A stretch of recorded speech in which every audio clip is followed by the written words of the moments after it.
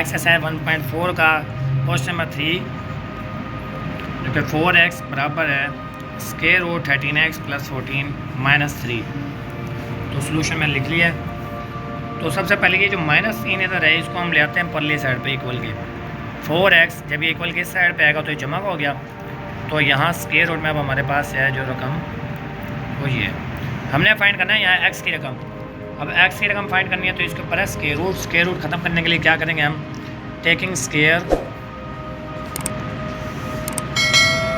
On both side या on the both sides.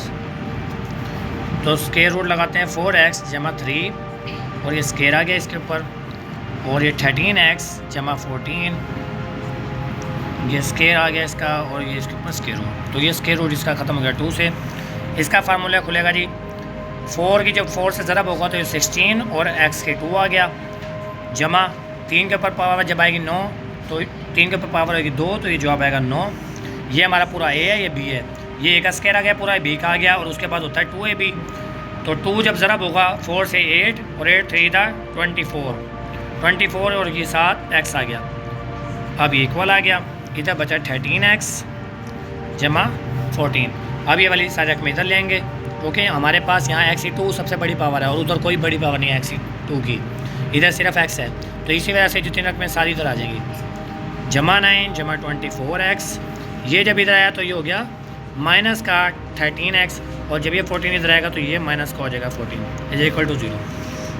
16x की square जो है वो इकलौती वाली है तो वो वैसे उतार ली, क्योंकि अगर कोई दूसरी होती तो ये उसके साथ हल हो जाता, जमा होना तो जमा, अगर वो माइनस की होती तो ये उसके साथ माइनस होता। अब 24x और ये x 24 में से जब जाएंगे 13 तो ये बचेंगे जमा के 11x, और माइनस 14 में से जब जमा के 9 जाएंगे तो माइनस के 5 बचेंगे और इज इक्वल टू 0। 16 पंजे होता है 60 और 16 में से मैं 5 निकालूँ तो 11 बचते हैं। 16 पंजे 60 तो नहीं होता, 16 पंजे होता है 80। कह रहे हैं यस बच्चे सारे बैठे। 16 पंजे 80 और ये ज़रा देख 80 बन जाता है, और 16 ही और 5 का मैं पेड़ बनाऊंगा तो वो क्या होता है 11 बन जाता है। अब डिपेंड ये करता है जी कि इसमें हमने यहाँ कौन सी रकम रखनी है। यहाँ जमा का सिंबल आ गया, अब यहाँ 16 रखना है या यहाँ हमने 5 करना है, क्योंकि एक रकम तो माइनस में लेनी है ना हमने। तो यहाँ रखेंगे 16, क्योंकि बड़ी रकम जब साथ लगाएंगे तब जवाब जो मिसाल के तौर पर लिख लेते हैं पहले 16x माइनस 5x। अब 16 में से 5 कटेंगे तो 11 बचेंगे ना, और वो भी जमा के। अगर मैं यहाँ लिख देता हूँ 5 और 16 पहली तरफ, मतलब एन लगाता हूँ माइनस के साथ 16, तो जब माइनस 16 में से 5 जाएंगे पॉजिटिव के तो जवाब बचेगा हमारे पास माइनस का 11, जो कि वो ऑलरेडी गलत हो जाएगा, हमें चाहिए था जमा के साथ। तो अब ये जमा के साथ बचता है, ये -5 वैसे आ गया इज इक्वल टू 0। 16 कॉमन है और x भी कॉमन है तो एक x बचा, यहाँ वो आ गया जमा, और इधर बचा 1 वो आ गया। तीसरे रकम के साथ जो साइन होता है वो आ गया पहले, 5 कॉमन है इनमें वो आ गया, इधर बचा x, ये माइनस और ये माइनस मिल के क्या होगा जमा, और इधर कोई चीज़ नहीं बची क्योंकि 5 पहले ले गया और ये बचा 1। तो ये देखो दोनों पेयर सेम हो गए इज इक्वल टू 0। तो 16x minus 5 is equal bracket में लिख लिया पहले, और फिर दूसरी ब्रैकेट है x जमा 1 की, और ये बराबर है 0 के। 16x minus 5 is equal to 0, x जमा 1 इज इक्वल टू 0। दरमियान में और लगा दो या आप लाइन भी लगा सकते हो दरमियान में। अब ये 5 जो है इस तरफ जाएगा पॉजिटिव का हो गया 16x, और अब हमने डिवाइड करवा दिया 16 को परली तरफ। ये 1 जब परली तरफ जाएगा तो ये माइनस का हो गया x। अब एक तरीके से तो हम जवाब ये भी लिख सकते हैं कि सोल्यूशन साइड जी 5 और 16 और x 2x है जवाब आगे। जब भी हम पिछले जितने भी एक्सरसाइजें कर गए हैं जब भी 2x आते थे और उनके 2 जवाब आते थे एक से ज़्यादा, तो हम उन्हें सोल्यूशन सेट में लिखते थे हल सेट के अंदर। लेकिन अब ये जो 1.4 एक्सरसाइज है इसमें एक्सरसाइज में पीछे जो जवाब दिए हैं 1.4 के, उसने कईयों में लिखा है फालतू रूट बुक वालों ने। अब जैसे हम 4 क्वेश्चन कर रहे हैं, ये क्वेश्चन नंबर 3 कर रहे हैं, तो इसमें एक जवाब है जी पॉजिटिव का 5/16 जो कि हमारा आया हुआ है, और एक माइनस का है, उसे वो कह रहा है फालतू रूट। तो ये क्यों कह रहा है, इसकी वजह ये है कि अब आपके पास दोनों एक्सों के जवाब आ गए ना, यहाँ तक आपने क्या करना है, बोर्ड में आपने इसको जवाब बस यहीं तक लिख लेना है। पहले मैं आपको जवाब इसका यहाँ लिख दूँ यही, और उसके बाद हम बस ये जवाब आपने लिखना है, क्योंकि बोर्ड में वो कभी भी नहीं कहता कि जी आप इसको आगे भी मज़ीद हल करके दो। अब ये वाला काम जो मैं कर रहा हूँ ये आपने सिर्फ अपने लिए रखना है कि ये फालतू क्यों लिखा हुआ है, वो मैं निकाल के दिखाता हूँ। यहाँ हम करते हैं पड़ताल। पड़ताल मतलब वेरिफिकेशन करते हैं या चेकिंग करते हैं। चेक लिख लो आप, चेक करते हैं जी। उर्दू मीडियम वाले लिखते हैं पड़ताल और इंग्लिश मीडियम वाले चेक। अब चेक कैसे करते हैं जी, ये जो आपने शुरू में इक्वेशन बनाई थी ये वाली, ये माइनस सीन को हम इधर लेके थे, ये इक्वेशन एक बन गई थी।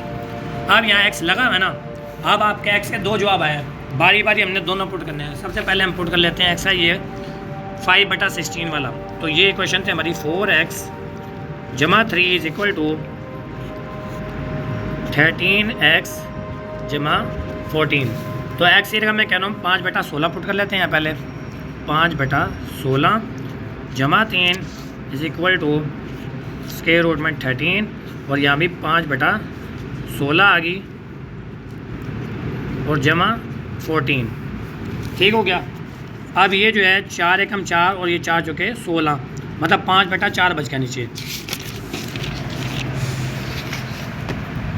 5/4 और जमा 3 बचा इस साइड पर, और पल्ली साइड पर हमारा है ये, क्योंकि आपस में कटेंगे तो नहीं है, क्योंकि ये 5/16 नीचे है और ये 13 और 16 किसी के पढ़ा पे नहीं जाते। तो पहले ये होगा इसका अंदर एलसीएम लिया जाएगा, और उसके बाद जो ये 13 है, नहीं पहले ये ज़रब हो जाएगा 13 5 से, क्योंकि ये ब्रैकेट 13 के साथ एक्स था, तो ये एक्स की रकम हमने पुट की, यहाँ ब्रैकेट उधर नहीं लगानी थी, यहाँ लगानी थी। तो 13 5 से सबसे पहले ज़रब हो जाएगा, तो 35 था 65 आएगा। 65 ओवर 16, 65 ओवर 16, और जमा के बाद जो रकम लिखी थी इसकी 14, वो अब हम लिख लेंगे यहाँ 14, और दूसरा ये था स्क्वायर रूट में, पहले था स्क्वायर रूट नहीं था। अब क्या लिया जाएगा, दोनों का एलसीएम लिया जाएगा जी। इसका जब एलसीएम लेंगे तो 4 ही आएगा। अब 4 ने 4 को जब तकसीम किया तो जवाब आता है 1। ये हम क्या करते हैं, ये जो बटा वाली रकम होती है पूरी, इस वाली रकम को इस वाली से करवाते हैं तकसीम। जो इधर होती है इसको रखते हैं अंदर, और जो इधर होती है इसे बाहर रखते हैं। तो 4 एकम 4, मतलब ये एक जवाब आया। जो जवाब आता है उसको बटा के ऊपर वाली से ज़रब दे देते हैं। तो 5 एकम 5, ये जमा का साइन आ गया। अब इसके नीचे तो कोई रकम नहीं थी, तो 1 था, वो 1 क्या करेगा, 4 को डिवाइड करेगा, मतलब 4 को हमने यहाँ रखा, और 1 से जब मैं डिवाइड कराऊंगा तो 1 को 4 तक पढ़ूंगा तो 4 आएगा। तो ये 4 आया। इस 4 को जब मैं 3 से ज़रब दूंगा तो ये क्या आ जाएगा 12। 12 और 5 17/4। इस साइड का तो जवाब हमारा आ गया। इससे ज़्यादा मज़ीद ये सिंपल नहीं हो सकता। अब इस साइड को देखते हैं। 16 इसका एलसीएम है। 16 को जब 16 से डिवाइड करेंगे तो 1 आएगा, वो 1 ज़रा होएगा 65 से, तो 65 आ गया। जमा इसके नीचे 1 है, 1 जब डिवाइड करेगा 16 को तो 16 ही आएगा, और 16 को जब मैं 14 से ज़रब दूंगा तो ये जवाब आएगा 224। अब 224 में जब हम प्लस करेंगे 65, तो ये जवाब बन गया जी 289 और 16। अब ये 289 जो है, क्योंकि इनके पास स्क्वायर रूट भी है, ये स्क्वायर रूट है 17 का, और ये जो 16 है ये स्क्वायर रूट है 4 का। तो देखो आपकी दोनों साइडें बराबर आ गई हैं। इसका मतलब ये है कि आपका ये जो आपने पेड़ निकाला है ये बिल्कुल सही है।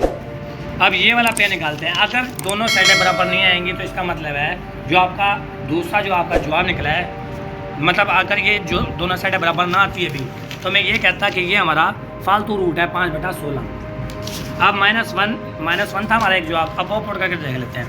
नाउ चेक x -1, तो अब उसी क्वेश्चन में पुट करते हैं -1। 4x जमा 3,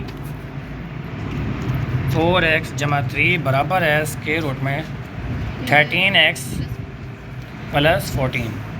4x की रकम थी -1, वो पुट कर दी। जमा 3 बराबर है स्क्वायर रूट में 13x की रकम थी -1, वो पुट की। जमा 14। 4 एकम 4 माइनस हो गया, और जमा का 3, 4 में से 3 गया तो माइनस का 1 बचा। यहाँ जी 13 जब 1 से ज़रब हुआ तो माइनस का 13, और जमा 14 में से जब 13 जाएंगे तो 1 बचेगा।